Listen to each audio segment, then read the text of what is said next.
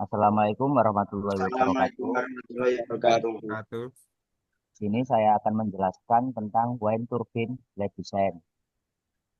Perkenalkan, nama saya Irsad Rizky Rohman dengan NIM 2304311000076. Perkenalkan nama saya Muhammad Mujofahni dengan NIM 2304311100052. Perkenalkan nama saya Ridwan Amar Hisham dengan NIM 2304311100059. Perkenalkan nama saya Ahmad Yaunafi 230431100038. Ini saya akan menjelaskan tentang pendahuluan. Tenaga listrik telah diekstraksi dari angin selama ratusan tahun dengan desain bersejarah yang dikenal sebagai kincir angin, yang dibuat dari kayu, kain, dan batu untuk memompa air dan mengalirkan dan menggiling. Desain bersejarah yang biasanya besar, berat, dan tidak efisien digantikan pada abad ke-19 oleh mesin, bahan bakar fosil, dan penerapan jaringan listrik yang didistribusikan secara nasional. Pemahaman yang lebih besar tentang aerodinamika dan kemajuan dalam material, terutama polimer, telah menyebabkan kembalinya ekstraksi energi angin pada paruh kedua abad ke-20. Perangkat tenaga angin sekarang digunakan untuk menghasilkan listrik. Pada umumnya disebut turbin angin. Orientasi poros dan sumber rotasi menentukan klasifikasi pertama dari turbin angin. Turbin dengan poros yang dipasang secara horizontal sejajar dengan tanah dikenal sebagai turbin horizontal. Turbin angin sumbu vertikal atau HAWT. Turbin angin sumbu vertikal VAWT memiliki poros yang normal ke tanah. Efisiensi rotor yang tinggi sangat dibutuhkan untuk meningkatkan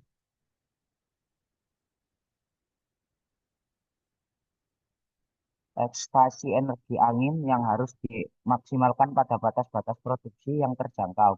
Energi atau biasanya P yang dibawa oleh udara yang bergerak dinyatakan sebagai jumlah energi kinetik. Selanjutnya, Pengertian, apa itu wind turbine blade design? Wind turbine blade design atau dalam bahasa Indonesia bisa diterjemahkan sebagai desain sudut turbin angin adalah proses perancangan baling-baling atau bilah pada turbin angin untuk memaksimalkan konversi energi kinetik menjadi energi mekanik yang optimal. Proses ini sangat kompleks dan melibatkan pertimbangan sebagai faktor aerodinamika, material, serta struktur untuk memastikan efisiensi, daya tahan, dan kinerja optimal dalam kondisi angin yang beragam. Efisiensi maksimum teoritis. Efisiensi rotor yang tinggi sangat dibutuhkan untuk meningkatkan ekstraksi energi angin dan harus dimaksimalkan dalam batas-batas produksi yang terjangkau. Energi atau P yang dibawa oleh udara bergerak dinyatakan sebagai jumlah energi kinetiknya.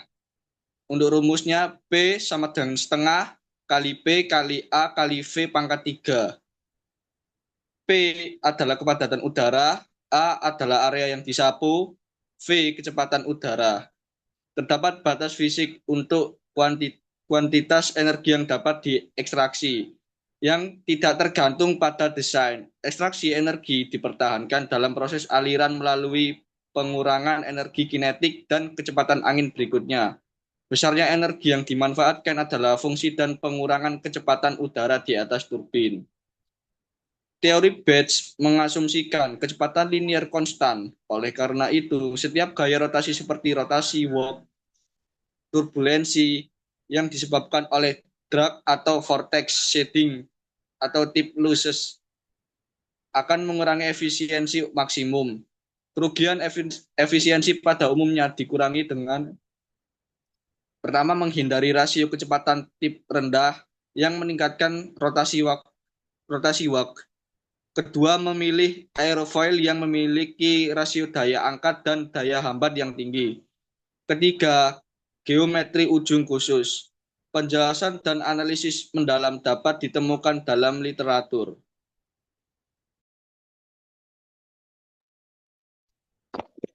Propulsi. Metode propulsi sangat mempengaruhi efisiensi maksimum yang dapat dicapai rotor. Secara historis, metode yang paling sering digunakan adalah drag, dengan menggunakan layar yang menghadap normal ke arah angin, dengan mengandalkan faktor drag atau CA untuk menghasilkan gaya searah dengan arah angin yang ada.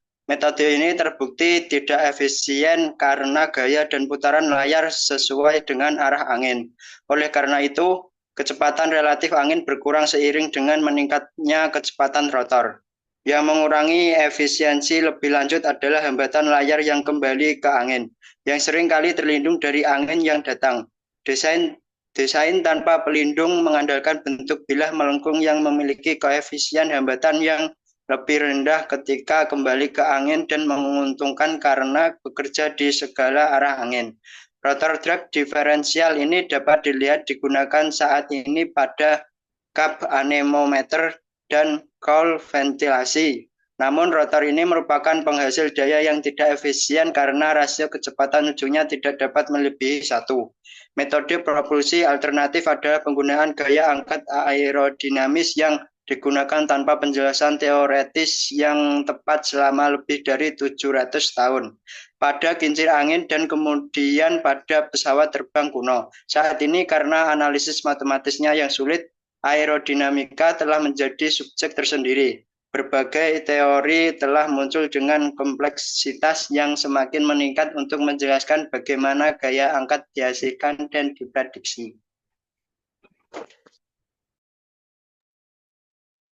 Gaya aerodinamis adalah efek gabungan dari tekanan dan gesekan kulit yang disebabkan oleh aliran udara di atas permukaan aerofil. Dikaitkan dengan gaya resultan yang disebabkan oleh pengalian udara di atas aerofil yang dikenal sebagai downwash, yang paling penting oleh rotor turbin angin. Gaya angkat aerodinamis dapat dihasilkan pada koridor sempit dengan sudut yang bervariasi sesuai arah angin. Hal ini menghasilkan tidak ada penurunan kecepatan angin relatif pada kecepatan rotor berapapun. Untuk rotor yang digerakkan oleh gaya angkat, kecepatan relatif di mana udara menabrak blade atau W adalah fungsi dari kecepatan blade pada radius yang dipertimbangkan dan sekitar 2/3 kecepatan angin. Aliran udara relatif tiba di bilah dengan sudut datang, yaitu 8, yang bergantung pada kecepatan ini. Sudut antara bilah dan sudut datang dikenal sebagai sudut serang. Nah,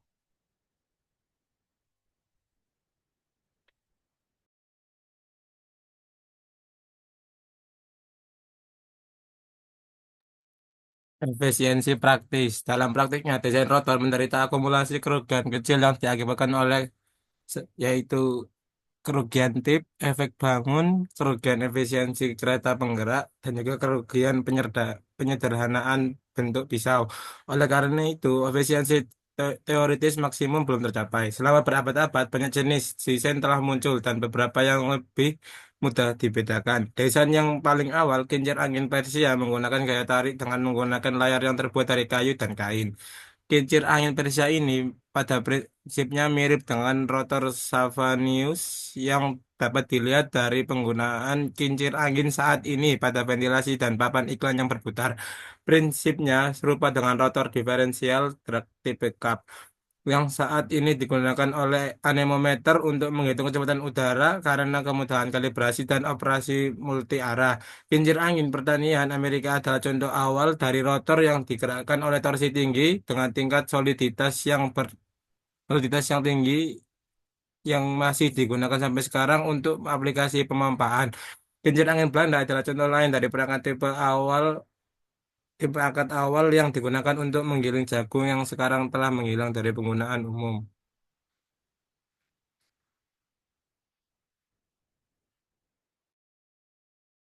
Namun sejumlah kecil masih bertahan sebagai atraksi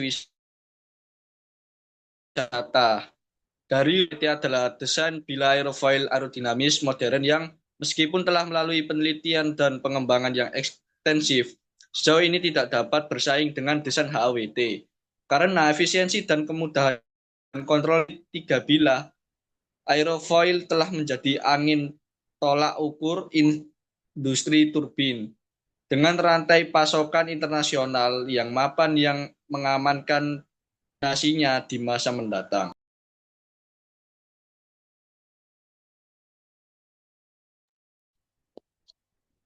Rencana pembangunan.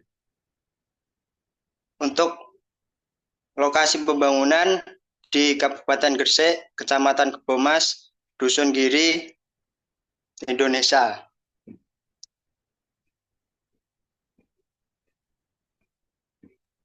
Berikut adalah data angin dari BMKG dengan kecepatan angin 5 km per jam dan arah angin dari utara.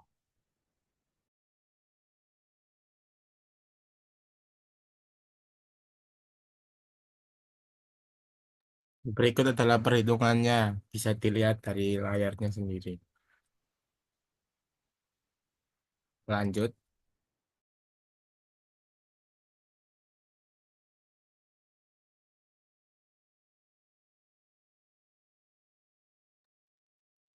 Lanjut lagi.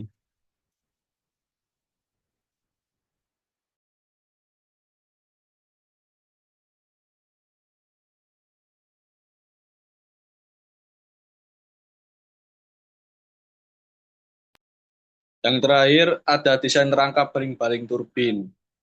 Sini ada 2 desain, tampak depan dan tampak samping. Mungkin itu saja yang dapat kami sampaikan.